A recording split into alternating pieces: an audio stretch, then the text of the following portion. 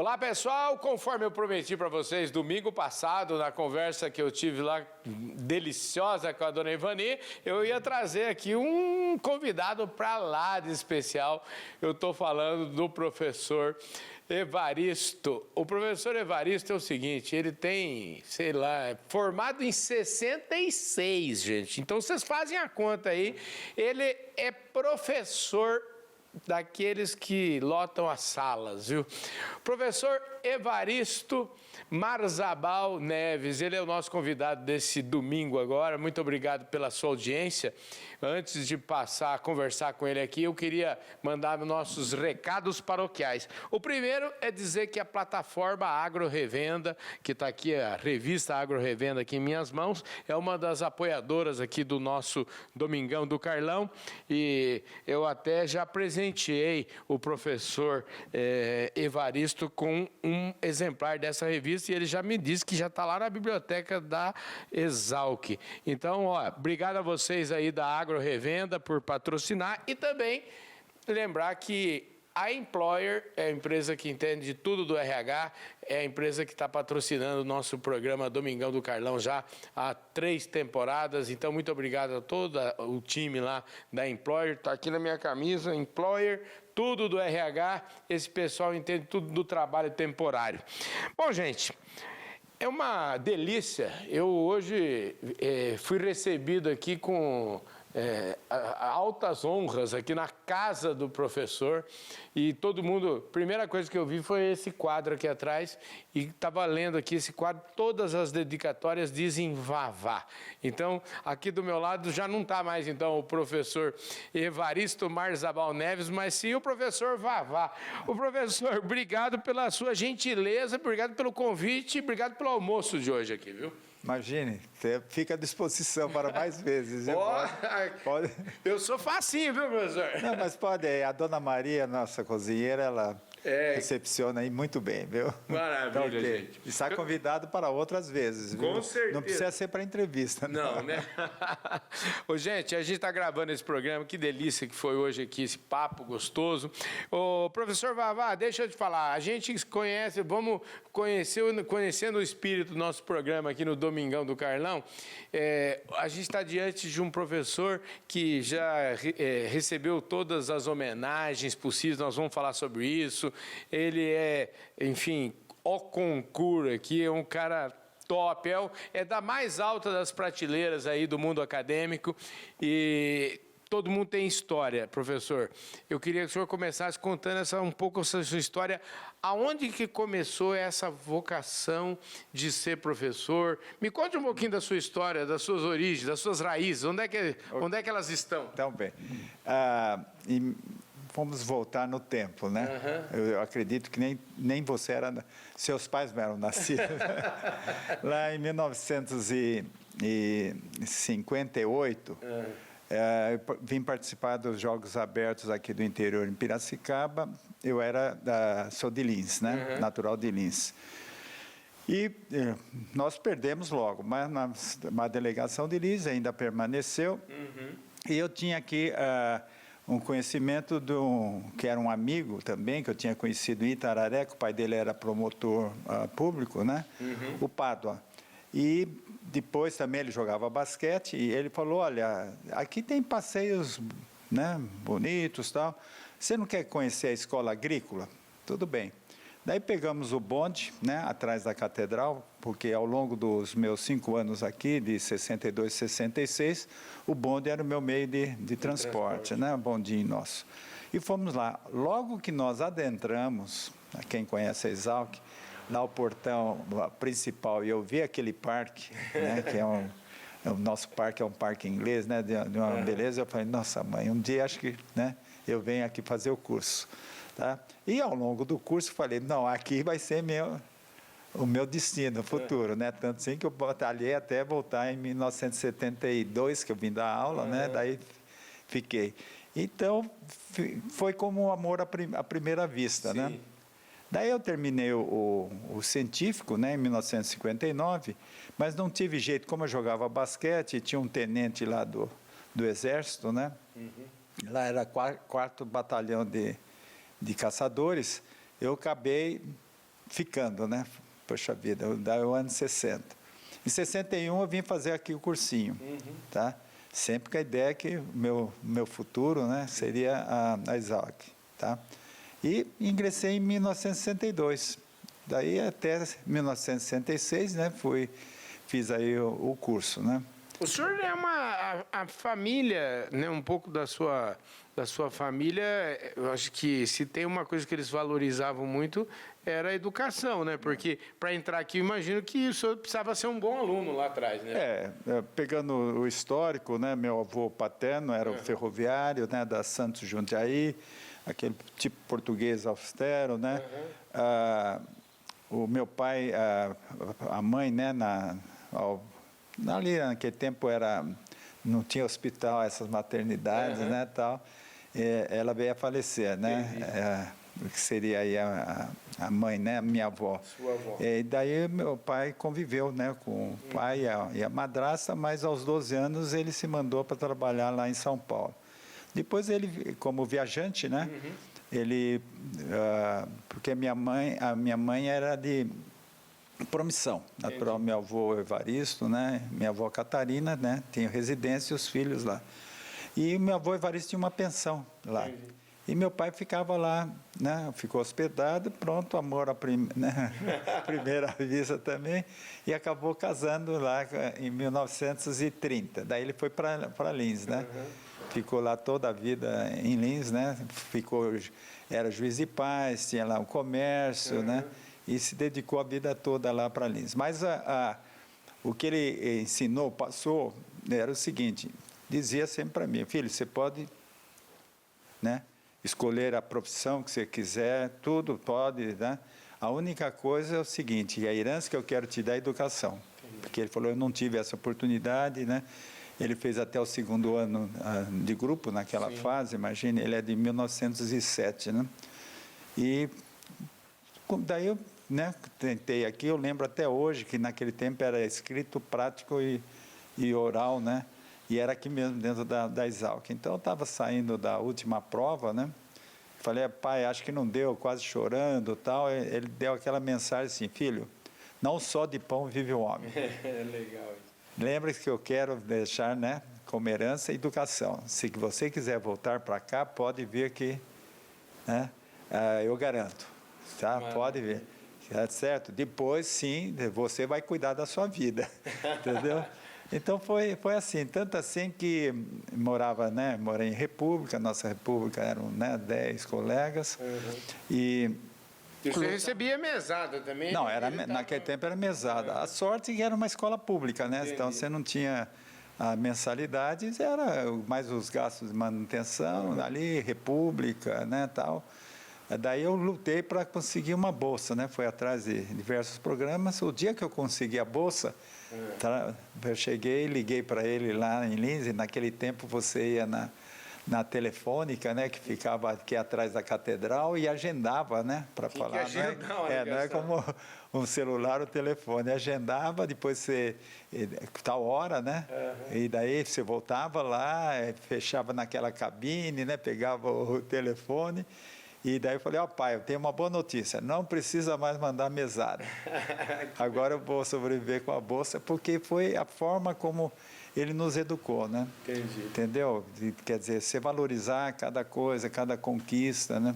Entendeu? Essa valorização das conquistas aí, o senhor é da turma de 66. Sim. E como é que foi sair da faculdade? Qual foi o primeiro emprego? Então, eu passei bem, né? Passei em 6º lugar, mas logo de sair, eu já no primeiro dia, né? Até a formatura foi em meados de janeiro, mas no dia 2 de janeiro eu já estava empregado, né? E foi uma possibilidade de surgir porque estava começando muito a parte de planejamento, né? Porque o que acontece? Quem fazia a engenharia agronômica naquele tempo, era agronomia, né? Na verdade, o que nós formávamos era o que chamava o servidor provinciano. Por quê? Porque você vinha, inclusive eram poucas meninas que vinham fazer, né? Na minha turma nós éramos 160, né?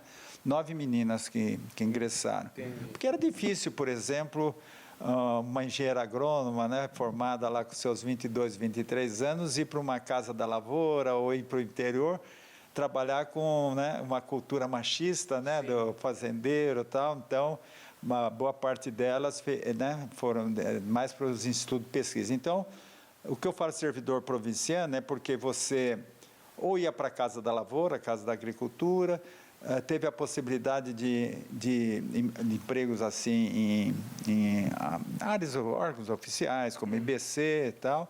Então, o que acontece? Quando eu me formei, estava também surgindo a ideia do planejamento. E daí eu fui trabalhar em São Paulo, no Instituto de Planejamento Agrícola Regional, que era das cooperativas de café. Quer dizer, um caipira, né, com excelência, de repente está em São Paulo, né?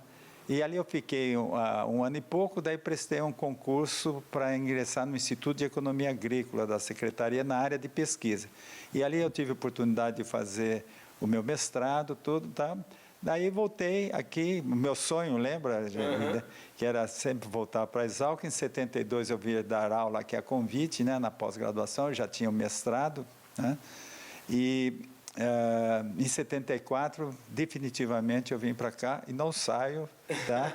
E devo dizer o seguinte, hoje já estou com 51 anos como professor na Exalc, estou aposentado há 12 anos, né? 2011, quando eu completei 70 anos. Obrigado. Obrigado. Mas aí é bom que se diga que não foi por vontade própria. Não, foi. Daí eu fiquei e tem o esquema do professor sênior, né? Então, mas antes da gente falar dessa história, o senhor continuar um pouco dessa história da Exalc, eu acho que isso vai permear a nossa conversa aqui. O senhor morou fora do Brasil um tempo, bom, né? Não, eu fiz o mestrado em Viçosa, né, na área de economia rural. Tenho o doutorado aqui pela Exalc. Depois eu fiquei 1 ano e meio num programa de pós-doutorado, né, 77, 78. E depois eu fiz todos os concursos até chegar ao top, né, que é professor titular, né? Daí, mas no pós-doutorado foi o único tempo que eu fiquei 1 ano e meio nos Estados Unidos. O senhor fez em que universidade? Eu fiz lá na Purdue University, que é o West Lafayette, né, no estado de Indiana, porque ali era muito conhecida, porque tinha os convênios. Por exemplo, Purdue tinha um convênio com Viçosa, né, como tinha feito o mestrado em Viçosa, como a Ohio State tinha aqui conosco, né? Então eu fui para lá fiquei 1 ano e meio lá. Nessa história, e aí os filhos já estavam juntos lá, né? Não, então, o Marcos, né? O Marcos estava com 10 anos, né? Foi o que talvez mais aproveitou em termos de aprendizado para a parte de língua, né? Porque o Marcos convivia com as crianças, né? Na escola, a gente deixava ele logo cedo, e lá tinha o esquema de ficar, inclusive, o lanche, o almoço, o descanso e tal, e apanhava ele no final da tarde, então ele convivia só, né, com os meninos, bons professores que ele tinha, né? Então, o Marcos tem um bom inglês, né? E com isso, depois, quando ele voltou, nós colocamos ele aqui em escola também para ele, né, continuar o curso de inglês. Então, com a maior facilidade, né, com isso daí, ele viajou muito. Já a Flávia tinha 2 anos, né? Então, aproveitou muito pouco. Aliás, para reforçar, já falei isso na entrevista de domingo passado, mas eu falo, vocês estão diante do pai do Marcos aqui. Agora, eu não sei, eu acho que é o Marcos que é filho dele, viu? Esse negócio aqui, eu não sei quem é mais famoso aqui, viu? É porque nós demos uma orientação, né? Porque o Marcos ingressou aí na Exalc e tem uma característica muito interessante, né? Quando eu estava completando o Jubileu de Prata, em 1991, ele estava no 5º ano. Então, ele vai lá, né, quem era filhos entregar o prêmio. 25 anos depois, quando ele completou em 2016 o seu Jubileu de Prata, eu completei o Jubileu de Ouro, né? Então, tem até fotos, né, do pai e filho que coincide, né? É emocionante essa história de vocês, né? Tem até no nosso livro de 50 anos, tem a foto dele no meio lá dos colegas, né? E a grande vantagem que eu acho que o Marcos teve foi o fato de que ele procurou estágios em outros, mas no final ele ficou lá no nosso departamento, né? E numa fase que nós estávamos estimulando, porque ele já estava garantido no mestrado nosso, lá na Exalc, né? Na economia. Daí, eu acho que o Marcos tinha muito mais habilidade, não vejo, às vezes, ele fazendo modelos econômicos. E nessa época surgiu a possibilidade, no início dos anos 90, de nós encaminharmos também alguns dos nossos bolsistas a tentar fazer o mestrado em administração, através fazer aquele concurso nacional da ANPAD, né? Nós mandamos 4, o Marcos um deles, né? Passou. E teve a felicidade de ter como ser orientado do Décio Zilberstein, que tinha sido meu aluno aqui na graduação e na pós, que foi aquela fase de expansão nos anos 90, né? Do agribusiness, do agronegócio, as pesquisas, né? Então, o senhor deu aula para muita gente, hein? Aqui... Olha, eu fiz um balanço outro dia, né? Como eu estou já há 51 anos, e como eu sempre trabalhei com os ingressantes, em engenharia agronômica, né? Embora eu já também dei aula para o nosso curso de Ciências Econômicas, Gestão Ambiental, Ciências dos Alimentos, né? Fui professor na Engenharia Agrícola da Unicamp, um semestre, 4 anos na zootecnia, quando foi transferido para Pirassununga. Aliás, eu fui paraninfo da primeira turma da coisa, mas sempre a minha praia sempre foi engenharia agronômica, né? E como eu dou aula para os 200 ingressantes, né, das disciplinas desde o início, então, eu acho que uns 10 mil e poucos já de engenheiros agrônomos passaram comigo, todos sabem quem é a Vavá, né? Eles, essa aí eu fico imaginando, se o senhor está lá, não é por acaso, não. É para o cara, não, ele deve assistir uma aula sua, ele fala assim, não, tenho certeza que estou no lugar certo, hein? Aí você já está jogando confete, né? Tanto assim, não. Que maravilha. Eu tenho tanto assim que eles me chamam de Vavá, né? Pois é. Gozado que depois de formado, eles me chamam de professor. Oi, professor. Não, eu quero ser um deles, sabe? Eu me dou muito bem com o jovem, sabe? Na verdade, eu fico imaginando que você, dentro de uma sala de aula, com esse mundaréu de jovem, você fala, aqui é o meu lugar. Aqui é meu lugar, aquilo que eu falei, né? Quando eu deixei a diretoria, né? Que eu participei do Conselho Universitário e de uma comissão muito importante, que é a Comissão de Atividades Acadêmicas, e era o representante do interior, né? Eu tinha até um convite para permanecer depois, porque, dada a experiência que tinha. Daí eu falei, professor Jacques Marcovitch, né? Que era o reitor, né? Professor Jacques, vai me desculpar, né? O meu mundo é o mundo juvenil lá na Exalc, né? Então, aqui é o meu país, né? Aproveitando lá o Ivan Lins. E estou até hoje lá, já há 12 anos aposentado, estou como professor sênior, né? E também eu quero dizer o seguinte, eu sou muito grato à sociedade paulista e à sociedade brasileira. Pois é, você sabe que esse tom de agradecimento que o senhor está colocando, eu acho que assim, talvez não seja tão comum e a gente deveria entender que todas as pessoas que tiveram esse privilégio de estudar em escolas públicas, escolas de qualidade como a Exalc, eles estão lá por conta da sociedade, né? Não, natural. Os benefícios que nós temos são imensos, sabe? Então, eu vou continuar. Eu já falei até, a professora Thais, a nossa diretora, foi minha aluna. Sim. O vice-diretor foi meu aluno, né? Todos os candidatos que foram à diretoria, outra chapa, todos meus alunos. E eu falei, olha, enquanto eu tiver força física, né, e mental, porque eu vou agora, o ano que vem, 83 anos, eu fico ali. Você quer um mundo mais maravilhoso do que a Exalc?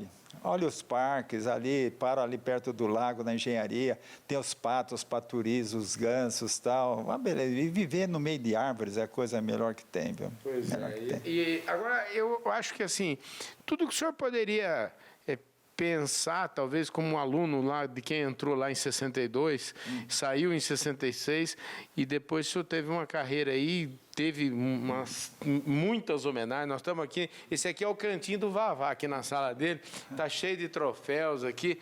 O senhor ganhou o senhor teve muitas homenagens, né, ao longo da sua jornada. Tenho. vamos supor, da Associação dos Engenheiros Agrônomos, né, do Estado de São Paulo. Eu tenho aquela medalha Fernando Costa, né, na área de pesquisa e ensino. Sou engenheiro agrônomo do ano 2013, né, sou cidadão piracicabano, mas também devido à Exalc. Na Sociedade Brasileira de Economia, Administração e Sociologia, né, o prêmio de melhor tese em administração rural leva o meu nome, e uma série de outras coisas, mas sempre dedicada mais à vida acadêmica, né, e os prêmios são mesmo... Mas a satisfação é estar lá dentro da Exalc. Pois é, tem um livro ali, eu até queria mostrar aqui para o pessoal. Eu fico imaginando, o senhor... Mas aqui quando esse programa que eu ajudei na criação, né, que é o Programa de Educação Tutorial, né, de Gerenciamento e Administração da Empresa Agrícola, quando nós completamos 20 anos, eles fizeram uma surpresa, esse livro. Né? Entendi. Olha, vamos mostrar aqui a capa do livro. E aí o senhor aproveita e fala um pouco do que é o PET GAEA, o que é isso? Esse programa ele surge em 1988, né? Nós fomos um dos fundadores, né? Junto com, naquela época, o professor Humberto Urineu Packer. Ele era o vice-diretor da Exalc e presidente da comissão de graduação. E eu procurava novas aberturas para a prática da iniciação científica. Ele falou, tem esse programa aqui, né, do governo federal, junto à CAPES e tal, né, mas é um programa curso. Né? Então, você tem, vamos supor, programa, por exemplo, zootecnia da USP Pirassununga, odontologia de Bauru. Eu falei, mas na época nós tínhamos o curso de engenharia agronômica, 200 vagas, engenharia florestal, 25 vagas, e estava sendo desativado o curso de economia doméstica. Nós tentamos ver o seguinte, nos anos 80, o que estava surgindo de grande importância no nosso mundo, né? Então, era a área de biotecnologia, agrícola, ecologia e gestão. Então, nós criamos os 3 programas. Esse hoje é um programa que está ligado à Secretaria de Ensino Superior do Ministério e à Pró-Reitoria de Graduação. O que é? É um programa que a iniciação científica consta também, mas é desenvolvimento de habilidades, porque uma missão importante da universidade é essa iniciabilidade, pesquisa, ensino e extensão. Então, o aluno pratica todos esses tipos de... Né? E a prática de extensão pode ser, inclusive, junto às comunidades, né? Então, o programa, por exemplo, no nosso caso, PET Escola, então eles vão nas escolas, né? Tá? E hoje também com essa inserção, né? Da possibilidade do aluno, né? Da escola pública atuar, então a gente tem ido muito também, vai muito nas escolas públicas, né? Para mostrar as profissões da Exalc, o estímulo, né? E mostrar para ele que eles têm condições de fazer a universidade pública, né? Pois é, então, basta estudar muito, né? Não, justo, mas eles têm, porque se trata o quê? Eu sempre fui um defensor disso, se trata de uma universidade pública. E é mantida, no nosso caso, quem que é ICMS. Então, né? Fora depois que você tem também o governo brasileiro a possibilidade de bolsas, né? Então, você realmente cria esse tipo. Então, o trabalho junto à comunidade, né, externa, tá? O senhor, em um momento, quando o senhor chegou a ser diretor aqui da universidade, da faculdade, né? Foi na gestão 1995-98. Tá? Qual que é o desafio como é que o desafio de professor é diferente do desafio de um diretor aí? Como é que funciona? Não, mas não se você tem bons assessores, como a gente tem, né? Que você tem as diferentes comissões e tal, eu acho que não é um trabalho difícil, não. Não é um trabalho difícil. Às vezes é mais difícil ser chefe de departamento, porque daí é aquele grupo e você... Agora, no caso do diretor, não. Você está, por exemplo, o diretor são 12 departamentos né, que nós temos, né? 7 cursos de graduação, né? Esse é um trabalho grande, porque você tem, por exemplo, ninguém quer sair da Exalc, então todo curso que é criado, vamos supor, você vai no campus de Ribeirão Preto, você tem faculdade de medicina, então você tem um diretor, faculdade de odontologia, você tem um diretor, né? A FEA, o diretor, da farmácia, o diretor. Aqui não, você tem um diretor para os 7 cursos. Mas vai bem, viu? Não tem... Há um espírito, eu acho que é muito interessante, até estava conversando com você, o que é a nossa Associação dos Ex-Alunos, né? Que agora na Semana Luiz de Queiroz, né, na sessão solene de encerramento e depois o churrasco de confraternização, teve um pouco mais de 2.500 adesões. Então, tem gente que traz filhos, netos, tal, entende? Deve ser muito legal. Eu sempre falo da ADALC aí, pessoal, o RG vive falando para mim, ô Carlão, você tem que falar da ADALC, toda vez que você entrevistar alguém da Exalc. Tô falando da ADALC também, mas hoje não sou eu que falo da ADALC, eu sou eu que falo. É que eu fui presidente também da ADALC, né, numa outra fase que era mais os professores, né, e participei durante bom tempo na diretoria lá da... É incrível esse amor, essa paixão que as pessoas têm, né? E, olha, a Exalc tem parceiros, a DEALC é uma, a FEALC é outro parceiro, o PSEG são nossos parceiros, olha, eles estão ali junto com a diretoria, sabe? Criam bolsas de permanência, sabe? Bolsas de pesquisa, então, fora de série, viu?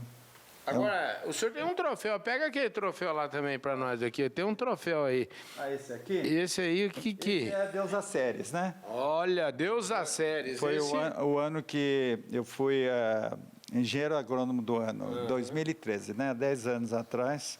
Isso daqui, teve a homenagem aqui, né? Na Semana Luiz de Queiroz. E isso daqui eu recebi lá no AgriShow. Sim. Que normalmente era entregue lá os prêmios, né? É da Associação dos Engenheiros Agrônomos do Estado de São Paulo. Está aqui. Esse prêmio aqui, gente, topo, é prateleira de cima. Eu sei que eu tenho muito orgulho desse prêmio, porque eu também fui homenageado numa categoria que eles têm lá de comunicação e recebi um prêmio Deus a Sério. Eu tenho aí, se for ver também, porque eu fui 15 vezes, né, professor homenageado, curso de Engenharia Agronômica. 3 vezes Paraninfo, né? Enquanto tinha Paraninfo por curso, né? Na turma 2000, 2001, que foi a do centenário, da Exalc, 2002, né? O meu mundo é um mundo juvenil, eu adoro jovem. Mas o senhor falou que é juvenil e até infantil agora, como é que é essa história? Agora também a gente vem se dedicando, tentando, junto a... Aqui, eu acho que vai ser piloto, né, no nosso caso aqui da creche nossa, né, que são, o desenvolver, tem 2 livros, né, da editora da FEALC, que eu sou do conselho editorial até hoje, que é, por exemplo, As Árvores e Seus Amigos, tá? E o que chama atenção no lançamento, quando tinham 5 alunos numa escola, aí é o Norato Faustino. E o que mais chamou atenção nos livros, ele falou ilustração, a criança.